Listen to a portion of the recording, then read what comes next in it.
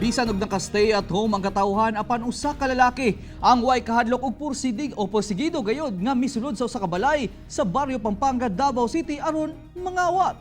Anang report ni Sheila Vergara Rubio. Nahuli kam ang pagpangawat sa usa ka lalaki Mayo 13 sa kadlawon sa Doña Asuncion Village, Barrio Pampanga, Davao City.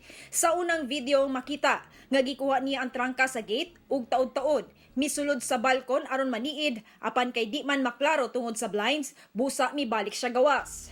Diyang mibalik siya nakit-an sa lalaki nga dunay tagbalay nga ni mata, busa midaga na pud siya pagawas. Sa ikaduhang video, nakasulod na ang maong lalaki ug wala mabantayi nga nangukay na kini sa drawer sangit naka-headset ang usa sa mga nagmata nga tagbalay. Nakuha sa kawatan ang pare sa rubber shoes nga mobalor og 10,000 pesos. Diyang nasulod na sa bag ang mga kinawat nga sapatos. Makita sa ikatulong video ang pagbalik niyang sulod sa balay aron ma-check sa laing kwarto kung unsa pay makuha.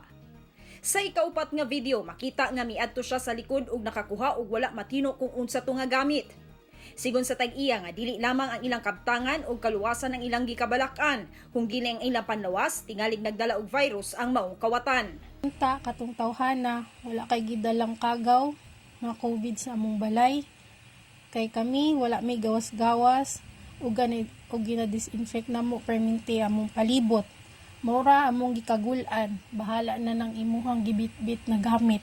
Gilauman sa tagbalay nga mag-roving ang taga-barangay aron mapugnan ang masama niini nga insidente. Gipalitan namo og heavy duty chain og padlock.